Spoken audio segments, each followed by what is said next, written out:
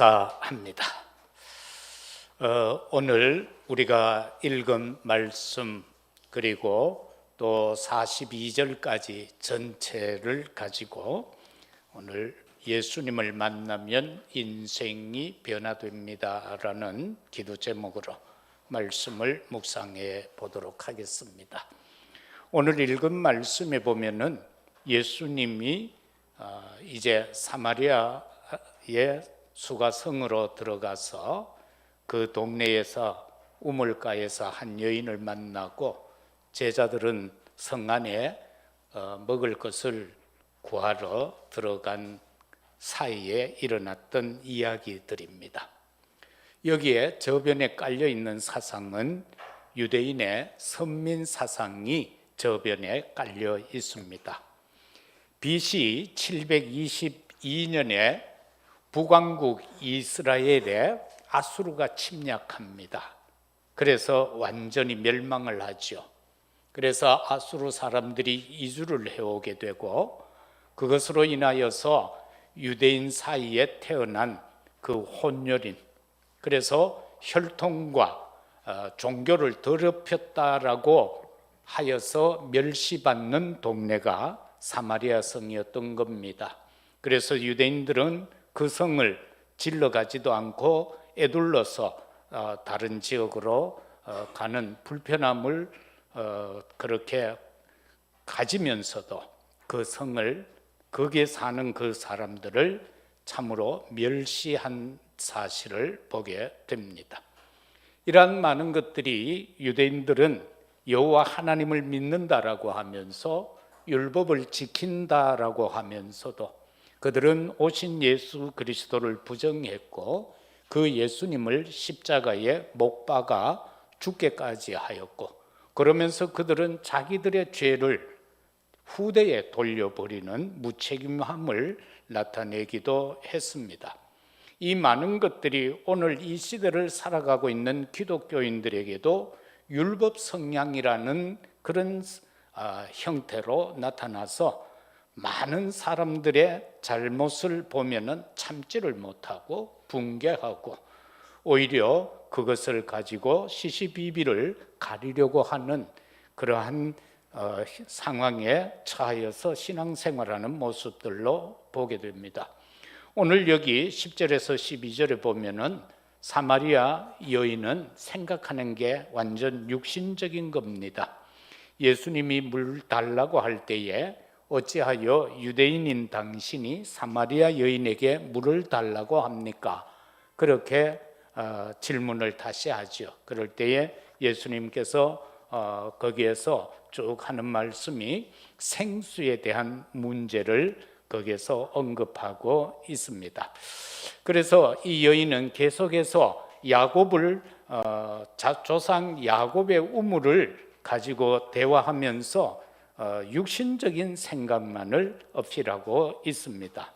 그러나 하나님은, 우리 주님은 우리에게 우리의 마음과 생각에 대해서 요한복음 14장 1절에서는 너희는 마음에 근심하지 말라, 하나님을 믿으니 또 나를 믿으라고 했을 뿐만 아니라 25절에서 27절에서는 성령이 가르치고 생각나게 할 것이다. 따라서 내가 주는 평안은 세상이 주는 것과 다르다. 근심하지 마라. 이렇게 말씀하고 있는 부분을 보게 됩니다. 인간이 왜 힘없이 살아가는가? 왜 가난하고 또 질병 속에서 무능에서 벗어나지 못하고 그렇게 살아가고 있는가? 지금 세상은 이러저러한 법들을 만들어서 기독교가 전파되는 것을, 그리스도가 전파되는 것을 금지하는 차별 금지법이 지금 한국에서 통과가 되어졌습니다. 1차 통과가 되어져 버렸습니다. 그래서 10월 27일 전국교회가 오후에 국회를 에워싸고 100만 명이 모여서 예배드리자 하고 법원 각 총회에서 결의가 되어졌습니다. 이러한 상황에서 힘없이 살아가고 있는 기독교인들, 싸워야 할 것과는 싸우지 못하고 주님이 필요하지 아니하고 원하지 않은 것을 가지고 싸우고 있는 이 시대, 우리는 어떻게 생각해야 합니까? 따라서 우리는 나를 살리는 힘이 먼저 있어야 됩니다. 나 자신들을 살려야 돼요. 그런데 왜 살릴 수 없는가? 내 생각 때문에 못 살린다라는 겁니다. 하나님이 주시는 생각, 주님이 주시는 생각과 그 마음을 품으면은 나에게 새로운 힘이 솟아날 것인데, 성령이 역사할 것인데, 그렇지 못하고 내 생각에 사로잡혀 있기 때문에 우리는 나 자신을 살릴 수 없다라는 겁니다. 우리는 이제 내일 모레 이틀 동안에 노예 캠프가 우리 동시찰 중심으로 해서 한 5교회에서 진행이 되는데, 우리 교회도 많은 것을 지금 기도하면서 준비를 해서 이제 이틀 동안 이 주변을 캠프하게 될 것입니다. 따라서 우리는 이 캠프를 앞두고 오늘 이 그리스도를 만나면은, 예수를 만나면은 인생이 변화한다는 말씀을 가지고 현장에 만나는 사람들에게 답을 줄 수 있어야 될 것입니다. 먼저는 예수 그리스도를 만나면은 답을 얻습니다. 성경에 보면은 생명의 강이 흐르는 에덴 동산 4개의 강이 흐르고 있었죠. 그런가 하면은 에스겔서 47장에서 보면은 성전 미문에서 생수가 흘러내려서 그것이 내를 이루고 강이 되고 바다로 들어갈 때에 그 속에 있는 모든 것이 정화가 되어지고 고기가 풍성하여지고 그 강가에는 많은 약초와 그리고 많은 실과가 풍성하게 맺혀진 사실을 말씀하고 있는 것을 볼 뿐만 아니라, 그리고 또 그 생명수 강에서 천척을 재고 들어갈 때마다 그 물이 발목에, 무릎에, 허리에 차고 나중에는 헤엄칠 만큼 풍성하여진 사실을 말씀하고 있는 것을 보게 됩니다. 이것은 바로 예수님을 통해서 성취되어졌음을 우리에게 보여주는 부분인데요, 오늘 여기에는 2가지 샘물을 말씀하고 있습니다. 야곱의 우물 6절에서 13절은 말씀하고 있습니다. 그런데 예수님은 그 야곱의 우물은 마셔도 가랄 것이다라고 했습니다. 그러나 14절에서 15절에서 말씀하는 내가 주는 생명수는 한 번 먹으면 그것은 네 속에서 영원히 솟아난다, 그렇게 말씀하고 있죠. 오늘 여기에서 수가성 여인에게 예수님은 생수에 대한 약속을 말씀하고 있습니다. 이것은 무엇을 의미하는가 하면은 구원이 전적으로 하나님의 은혜에 달려있다라는 사실을 말씀하고 있는 부분일 뿐만 아니라, 우리 그 생수는 바로 그리스도를 통하여서 우리에게 전달되어지는 성령의 역사를 말씀하고 있는 것입니다. 이것은 값없이 우리에게 주어지는 것입니다. 이러한 상황 속에서 예수님이 이 생수에 대한 문제를 말씀하시다가 16절에서 19절에 보면은 이 여인을 보고 상상도 못하였던 질문합니다. 가서 너의 남편을 데리고 오라, 이렇게 말합니다. 그럴 때에 이 여인은 말합니다. 내게 남편 없습니다. 예수님이 말씀합니다. 그래, 5이 있었다. 그런데 지금 있는 그 남자도 너의 남편이 아니다라는 것입니다.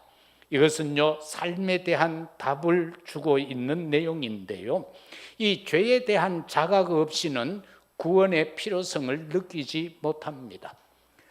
내가 살아온 이 삶이, 예수님이 지금 알아버린 이 삶이 정말로 하나님이 원하는 삶이 아니구나, 이게 죄악된 삶이구나, 여기에 대한 자각이 일어났을 때에 그에게는 구원의 필요성이 느껴지게 되었던 겁니다.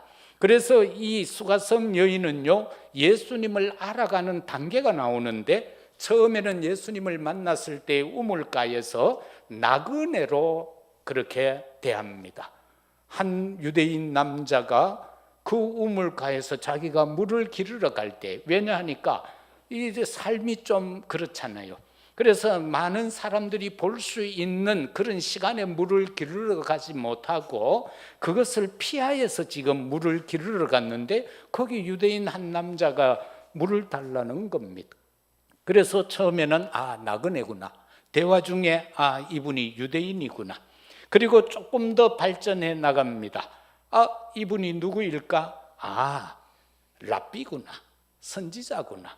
그래서 마지막에 깨닫기를 메시아 곧 그리스도라고 깨닫고는 성에 들어가서 빨리 와서 이분을 만나라고 합니다. 왜?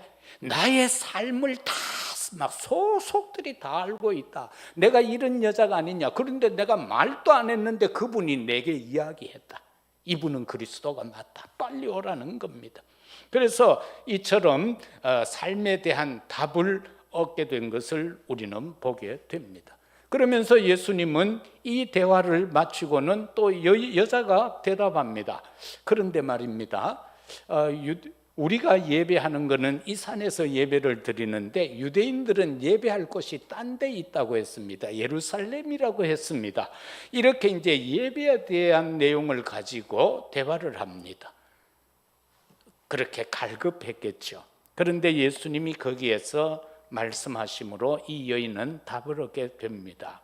예수님은 말씀합니다. 예배 장소는 그 예배라는 것은 딴 게 아니다라는 것입니다. 그리 중요한 것이 아니다. 장소가 하나님을 영과 진리로 예배하는 것이다. 그리고 하나님께 예배하는 마음의 상태가 중요하다라는 겁니다. 그래서 여기에 대해서 한 가지 짧은 이야기를 해드릴게요. 좀 도움이 될 겁니다. 어느 여집사가 목사님을 찾아왔습니다. 그리고는 목사님께 말합니다. 목사님, 나 다음 주부터 교회 안 와요. 안 올랍니다. 참 목사님, 보통 성도들이 가면은 목사는 간담이 녹아버립니다. 뭘로 대답해야 될지 생각이 안 납니다. 그런데 이 목사님이요, 집사님, 교회 안 오더라도 그 이유나 한번 들어봅시다. 그 이유나 한번 들어봅시다. 그러니까 이 여집사님이 목사님, 딴 게 아니고요, 내가 예배 드리러 와서 이래 앉아 있으면요 전부 휴대폰만 쳐다보고 있고요, 설교 집중도 안 하고 휴대폰만 쳐다보고 있고 막 잡담하고 막 자기들끼리 쑥닥거리고, 나 도무지 이래가지고는 이 교회에서 예배 못 드리겠다는 거예요. 그래서 떠나겠다는 겁니다. 그래서 이 목사님이 그래, 갈 때는 가더라도 딱 내 이야기 한 번만 들어달라. 그죠? 소원 한 번은 들어줄 수 있잖아요. 갈 때 가더라도. 그러면 집사님, 그릇을 하나 들고 오세요. 거기에다가 물을 가득 담으세요. 그리고는 물 한 방울도 흘리지 말고 들고 교회를 한 바퀴 돌고 다시 이 방으로 오세요. 그러니까 이 집사님, 목사님 마지막 부탁하는 건데, 이제 식당가가 대집이 하나 가져와가 물을 가득 담아가는 들고 이제 교회 한 바퀴 도는 거요. 그래서 조심해가 하다 보니까 신경을 써야 될 거 아닙니까? 이 물을 한 방울도 흘리지 마라 하니까. 그래 다 돌고 이제 다시 목사님 방에 왔어요. 목사님 한 바퀴 돌고 왔습니다. 그러니까 목사님이 그 여집사님 보고 묻습니다. 집사님, 그 한 바퀴 돌 때에 교회 주변에 안에 혹시 휴대폰 하는 사람 보입니까? 못 봤다는 거예요. 막 저들끼리 모여가 쑥닥거리는 인간 봤습니까? 못 봤다는 거예요. 바로 그겁니다, 집사님. 집사님이 예배에 집중하면은, 예수님이 나를 따라오라고 그랬지 사람 따라오라고 그랬느냐고. 거기에 집중하면은 그 물 한 방울 안 흘리려고 집중해서 걷다 보니까 옆에 누가 있었는지도 안 보였고 사람들이 뭘 하는지도 보이지 않았지 않느냐. 바로 그겁니다. 됐습니까? 라고 하니까 그 집사님이 답을 얻었습니다. 이 말씀은 뭡니까? 예배는 집중이라는 겁니다. 남이야 뭘 하든지 간에 내가 하나님 앞에 예배 집중하면은 그 속에서 하나님과의 나와의 관계에서 하나님의 은혜의 역사가 이루어지는 것, 그게 바로 예배다라는 사실인 것입니다. 어떻게 보면 오늘날요 많은 예배들이 형식적 예배입니다. 형식적 예배예요. 신령과 진정으로 드려야 되는데 형식적 예배를 드리고 있다는 겁니다. 그래서 이 여인은 예배에 대한 답을 얻게 되었겠죠. 두 번째는 예수님을 만나면은 참된 고백을 하십시오. 저도 예수님 만났고 우리 장로님들, 권사님들, 집사님들, 우리 렘넌트들, 우리 청년들, 우리는 예수님 만난 자들 아닙니까? 우리는 고백을 해야 됩니다. 주님, 나의 삶이 하나님의 은혜입니다. 이 여인이 자신의 삶에 대한 것을 예수님이 다 알고 이야기할 때에 고백하고 인정했던 것처럼, 그 예로 우리는 바울을 보게 되면은 빌립보 3장은 바울이 예수님을 만나고 난 다음에 많은 사람들을 접촉할 때에 사람들이 이렇게 보니까 너무 육신적인 것만 자랑하고 있단 말입니다. 그래서 바울이, 여러분, 나도 여러분만큼 자랑할 것이 풍성합니다 라는 말씀이 6절까지 나오죠. 그리고 나서 7절부터는 내가 예수님을 만나고 나니까 그 많은 것들이 그처럼 내가 아끼고 정말 소원하고 간직했던 것들 배설물에 불과하더라. 그래서 나는 이제는 위에서 부른 상을 위해서 그 표대를 향하여 정말로 하나님이 원하는 그 일을 위하여 살기로 결단한다라고 말씀하는 부분입니다. 나는 여기에 살지만은 이 세상 사람이 아니라 나는 천국에 속해 있는 자다라고 그렇게 말합니다. 그리고 그는 또 말하지요. 나는 죽었고 이제는 내 안에 그리스도가 산바 되었다라고 그렇게 고백하고 있음을 봅니다. 그런가 하면은 그는 정말 생각도 하기 싫은 그런 질병, 어떤 이들은 주석에 보면은 바울은 간질병 환자다 그렇게 표현을 하고도 있는데요. 그런 심각한 질병을 가지고 기도를 하지요. 3층까지 올라가는 그 현상 속에서 기도하는데 주님이 거기에서 그래 내 여기서 치유시켜 주마 이런 말씀을 하지 아니하시고 네 은혜가 네게 족하다는 겁니다. 너의 그 상황이 지금 네가 당하는 그 일이 너에게 은혜다라는 겁니다. 바울은 그 이후로 그것을 가지고 기도하지 아니하였음을 보게 됩니다. 지금이 하나님의 은혜입니다. 우리 교회 지금이 하나님의 은혜요. 오늘 우리가 예배드리는 이 시간이 하나님의 은혜다라는 사실입니다. 그리고 두 번째는 27절과 30절 그리고 42절에 나오는 예수 그리스도에 대한 고백입니다. 오늘 여기 보면은 이 여인이 사람들에게 이제 그리스도에 대하여서 고백을 하면서 많은 사람들에게 전달을 하죠. 그리고 그 이야기를 들은 사람들이 이제 전에는 우리가 네가 하는 말을 듣고 그리스도에 대해서 알았지만 이제는 우리가 직접 들었다. 그는 그리스도라고 증언하고 있음을 보게 됩니다. 예수 그리스도에 대한 정확한 고백이 우리에게 있어야 되는데 그것은 우리가 베드로를 통하여 볼 수 있죠. 가이사라 빌립보 지방에 들어갔을 때에 예수님의 질문이죠. 사람들이 나를 누구라 하지? 라고 하고 제자들에게 묻는 내용입니다. 너희는 나를 누구라 하느냐? 라고 할 때에 베드로가 주는 그리스도시요 살아계신 하나님의 아들이십니다 라는 고백을 하죠. 나중에 사도행전 2장에서 놀라운 성령의 마가다락방 성령 충만한 역사 체험 이후에 그가 제9시 기도 시간에 사도행전 3장에 성전에 기도하러 들어갈 때 나면서부터 안전뱅 된 자, 약 40세 된 자가 거기 앉아 있습니다. 구걸을 합니다. 그런데 베드로는 말합니다. 나는 네게 줄 수 있는 게 없다. 네가 원하는 거는 돈이잖아. 그런데 나는 그게 없는데 어쩌하냐? 내게 있는 것으로 너에게 준다. 나사렛 예수 그리스도 이름으로 명하노니 일어나 걸으라. 이 일 때문에 그는 종교 법정에 서게 됩니다. 예수가 그리스도라는 말을 하지 말라고 했는데 너는 왜 그걸 범했느냐는 겁니다. 그 재판 법정에서 마지막 피고인으로서 진술한 내용이 사도행전 4장 12절입니다. 천하 인간의 구원 얻을 다른 이름을 주신 적이 없다라고 그렇게 베드로는 고백하고 있습니다. 주는 그리스도시요 살아계신 하나님의 아들이라는 이 고백과 천하 인간의 구원 얻을 수 있는 다른 이름을 주신 적이 없다라는 이 고백이 오늘 우리의 고백이 되시기를 주의 이름으로 축복합니다. 그런가 하면은 예수 그리스도를 증언하는 내용이 39절과 42절에 나오죠.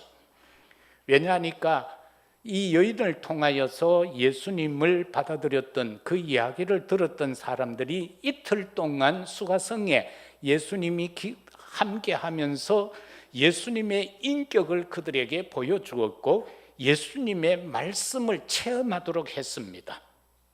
그럴 때에 그들의 믿음이 더 깊이가 더해졌다라는 사실입니다. 우리의 믿음도요, 수박 겉핥기식의 믿음이 되어서는 안 됩니다. 우리의 믿음은 주님이 나와 함께하는 그 동행의 비밀을 깨닫고요, 그러면서 주님이 우리가 말씀을 묵상하고 기도할 때에 우리는 말씀 속에서 그리스도의 전인격을 우리가 닮아가야 되죠. 그게 바로 그리스도의 성품을 닮아가는 것 아닙니까? 갈라디아 2장 22절 이하의 성령의 9가지 열매처럼 말이죠.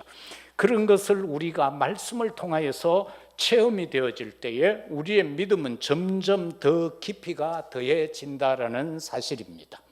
처음에는 발목에, 그 다음에는 무릎에, 그 다음에는 허리에, 그 다음에는 헤엄칠 만큼의 은혜의 바다를 체험할 수 있는, 그래서 그 상황에서 우리가 현장에서 살아가 우리 개인이 힘을 얻고 하나님을 영화롭게 하는, 거룩하게 하는 우리의 삶이 되시기를 주 이름으로 축복합니다. 세 번째는 구원받은 자의 진정한 양식이 무엇이냐라는 겁니다. 그것은 27절에서 38절까지의 내용에서 정말 우리가 구원받았다면 양식이 뭐냐? 우리의 양식은 예수님이 분명하게 말씀하죠. 나는 생명의 떡이다. 내 피는 생수다. 그렇게 말씀합니다. 내 살은 떡이요, 내 피는 생수라고 말입니다. 다시 말하면은 우리가 뭐 다 예수님 피 빨아 먹어보면 뭐 해야 됩니까? 우리는 뭐 그거 흡혈기도 아닌데 예수 그리스도를 믿는 그 자체가 바로 십자가에서 나를 위하여 죽으신 그 사실을 믿는 그 자체가 내게 생명의 양식이 된다라는 것을 밝히 말씀하고 있습니다. 그러면서 제자들이 와서 예수님 먹을 것 준비해 왔습니다. 식사하시지요 라고 할 때에 예수님이 뭐라고 합니까? 32절에 내게는 너희가 알지 못하는 먹을 양식이 있다 그렇게 말씀합니다. 그러니까 제자들이 서로 말하되 누가 잡수실 것을 갖다 드렸는가 하니 예수께서 이르시되 나의 양식은 나를 보내신 이의 뜻을 행하며 그의 일을 온전히 이루는 이것이니라. 이해되십니까? 어렵지요. 먹는 거 양식인데 우리가 입을 다셔야 되고 이빨로 씹어야 되는데 삼켜야 되는데 고기도 먹고 물도 먹고 채소도 먹고 빵도 먹고 이것저것 먹어야 되는데 그게 아니고 나의 양식은 따로 있다는 겁니다. 그런데 우리가 이론적으로 논리적으로 안 맞는 말씀이죠. 나의 양식은 나를 보내신 이의 뜻을 행하는 게 나의 양식이다라는 겁니다. 그의 일을 온전히 이루는 것이 나의 양식이라는 겁니다. 그래서 주님은 우리에게 말씀하죠. 뭐 먹고 마시고 의식주를 가지고 걱정하느냐. 저 공중의 새를 봐라. 저 새들이 언제 씨앗을 뿌렸느냐? 곡식을 거두었느냐? 길쌈을 했느냐? 그런데 저 들에 있는 백합화는 솔로몬의 그 어떤 영광보다 더하다라고 말씀하지 않았습니까? 여기에서 이 말씀을 저와 여러분들은 바로 깨달아야 됩니다. 바울이 이렇게 말하죠. 하나님의 뜻에 대하여서 데살로니가전서 5장 16절에서 19절에 항상 기뻐하라, 쉬지 말고 기도하라, 범사에 감사하라, 이는 너희를 향하신 하나님의 뜻이다라고 말입니다. 하나님의 뜻은 우리가 이 땅에서 아둥바둥해서 살아가는 것이 하나님의 뜻이 아닙니다. 그런데 저 자신도 할 수 없이 그렇게 빠지는 경우가 많더라고요.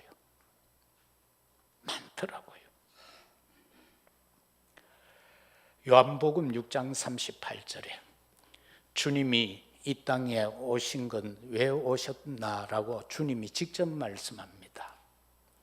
아버지가 나를 이 땅에 보내서 내가 왔는데 그거는 내 뜻을 행하려 온 것이 아니다. 나를 보내신 이의 뜻을 행하기 위해서 왔다. 그래서 우리는 항상 하나님의 뜻이 무언가를 생각해야 돼. 우리 교회를 향한 하나님의 뜻, 나를 향한 하나님의 뜻, 내 자녀를 향한 하나님의 뜻, 내 산업, 내 직장을 통한 하나님의 뜻이 무엇인가를 우리는 붙잡아야 하는 것입니다. 그리고 일에 대하여서는 요한복음 6장 27절에서 썩을 양식을 위하여 일하지 말고 영생하도록 있는 양식을 위하여 일하라. 그래서 진짜 우리의 일은 세상에 빛의 경제도 회복해야 됩니다. 그게 우리의 일이죠. 그러나 그 일도 무엇을 위한 일인가? 영생하도록 있게 하는 일, 생명 살리는 일, 복음 전하는 일, 구원의 역사를 이루는 그 일을 말씀하고 있습니다. 요한복음 17장 4절에서도 보면은 아버지께서 내게 하라고 주신 일을 내가 이루어 아버지를 이 세상에서 영화롭게 한다. 우리의 일은 하나님을 영화롭게 하는 겁니다. 대소요리문답 1번에서도 인간의 제일 되는 목적이 무엇이냐라고 질문을 합니다. 거기에서 답입니다. 하나님께 영광을 돌리는 것이다. 그렇게 말씀하고 있습니다. 이 일을 온전히 이루면 사도행전 1장 3절에서처럼 바로 하나님의 나라에 대한 것입니다. 마태복음 9장 37절 38절에 보면은 예수님이 제자들을 향하여 추수에 대한 말씀을 합니다. 추수할 것은 많은데 일꾼이 없다. 저 들판이 휘어져 가고 있는데 일꾼이 없다. 그래서 너희는 추수할 일꾼을 보내달라고 그렇게 기도하라고 말씀합니다. 그의 일을 온전히 이루매 우리는 추수꾼으로 쓰임받기를 주의 이름으로 축복합니다. 이사 62장 6절에서 12절까지에는 예수님께서 여호와 하나님께서 믿는 자들을 통해서 파수꾼이라고 말씀하는 부분이 나옵니다. 그래서 거기에서 보면은 파수꾼은 잠잠하면 안 된다라고 했습니다. 쉬지 말라고 했습니다. 그러면은 너희들이 그렇게 할 수 있느냐? 그거는 아니다라는 겁니다. 내가 옳은 손을 가지고 내가 능력의 팔로 맹세하겠다. 그래서 1, 2절에 들어가서 보면은 여호와께서 친히 내가 잠잠하지 않겠다라고 했습니다. 내가 쉬지 않겠다라고, 그 잠잠하지 아니하고 쉬지 아니하시는 그 여호와께서 우리와 함께 하시겠다는 것을 오른손을 들고 그의 능력의 팔로 맹세했습니다. 우리와 함께 하겠다고 여호와께서 친히 맹세했어요. 그렇기 때문에 내 힘으로 하는 거 아닙니다. 하나님의 힘으로 하는 것입니다. 그리고 우리에게 로마서 16장을 통하여서 이명계약자로 하나님 앞에 서라라는 사실입니다. 보호자로, 동력자로, 사랑받는 자로, 친척 같은 자로, 수고하는 자로, 식주인 같은 자로. 그래서 정말로 칭찬받는 그런 사람으로 하나님 앞에 별명을 갖고 살아가도록 하라. 그렇게 주님이 당부하고 있는 부분입니다. 그러면서 6장 29절에서는 제자들이 묻습니다. 주님, 우리가 어떤 일을 해야 합니까? 하나님의 일이 도대체 뭡니까? 라고 할 때 예수님이 제자들에게 하신 말씀입니다. 하나님의 보내신 자를 믿는 것이 하나님의 일이다라는 겁니다. 지난주도 말씀드렸습니다마는 우리가 헌신하고 봉사하고 하는 것도 다 하나님의 일입니다. 그러나 가장 큰 근본적인 일은 뭐냐? 예수가 그리스도라는 것을 진짜 믿는 것, 그게 하나님의 최고의 일이다라는 겁니다.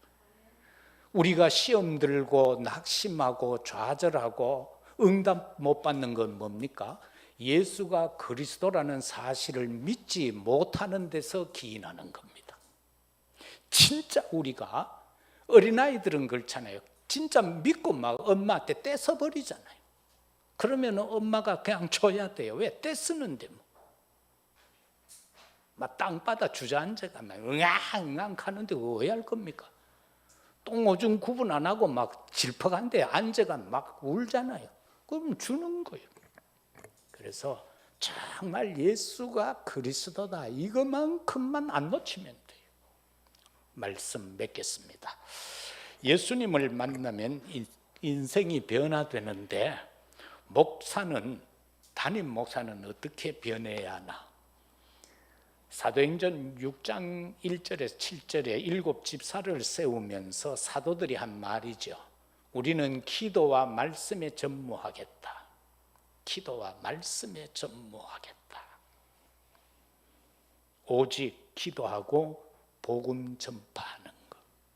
부교역자는 오직 현장입니다. 이번에 각 총회가 열려지는데 통합 측과 합동 측 보고를 보면은 지난해는 30만 명이 줄었는데 올해는 19만 명씩 줄었다고 보고가 되어졌습니다. 총회 자리에서.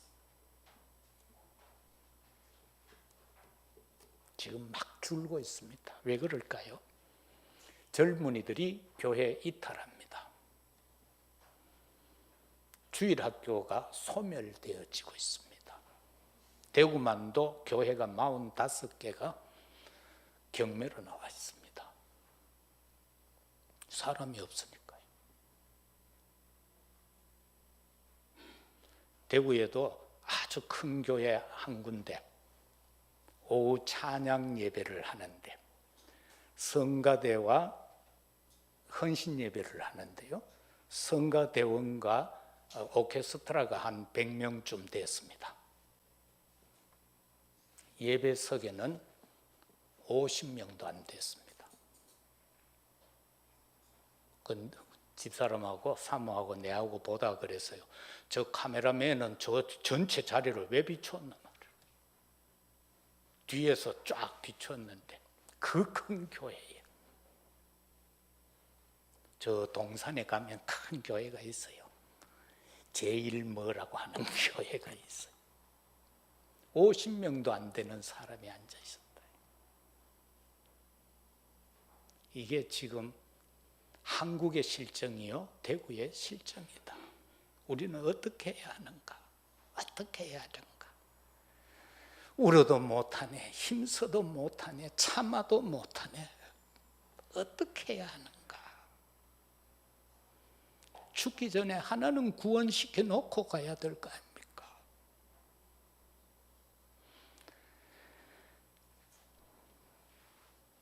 우리 중직자님 그리고 성도 여러분, 237 나라 오총종족 셋들 회복 금토일 시대의 주역이 되시기를 부탁드립니다.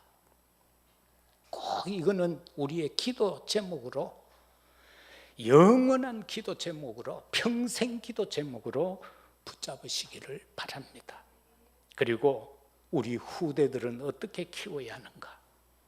말씀 붙잡고 기도할 수 있는 우리 아이들이 되게만 하면 됩니다. 말씀 붙잡고 기도, 그래야 영적 서밋이 되는 겁니다. 세상에 나아갔을 때에 영적 서밋이 되는 겁니다. 세상은 가면은 막 학벌이 심하잖아요. 어느 대학 나왔나. 서울대는 저끼리 모이면은요, 저끼리 모이면 딴 대학은 버러지 취급해요. 옛날에 우리 서울의 고모 아들 딸이 8남매요. 아들 딸이 8남매요. 7이 서울대학 나왔어요. 하나가 연세대학 나왔어요. 저거들끼리 모이면요, 연세대 서울대 7명이니까 연세대 그 하나, 우리는 대단하잖아, 스카이. 그거요 완전히 무시하더라니까. 근데 그 무시당한 사람이 지금 목사가 돼 있어. 그러니까 전부 그 밑에 앉아가 축도받고 그래. 자, 이거 우리가 어떻게 영적 서밋이 되면 돼요. 예? 그러면은 사장도 와서 물을 끄고요, 회장도 와서 물을 끄고, 평판사가 되면은 대법원장도 와가 뭐 물을 거 아닙니까? 그게 영적 서밋이라는 겁니다. 우리 성도 여러분, 모두가 삶의 현장에서 영적 서밋들이 다 되어져서 우리 후대를 영적 서밋으로 키워 가십시다. 사랑하는 성도 여러분, 예수님 만나면 인생이 변화됩니다. 이 축복을 한 주간 현장에서 한번 실천해보고 누리는 우리 모두가 되시기를 예수 그리스도 이름으로 축복합니다.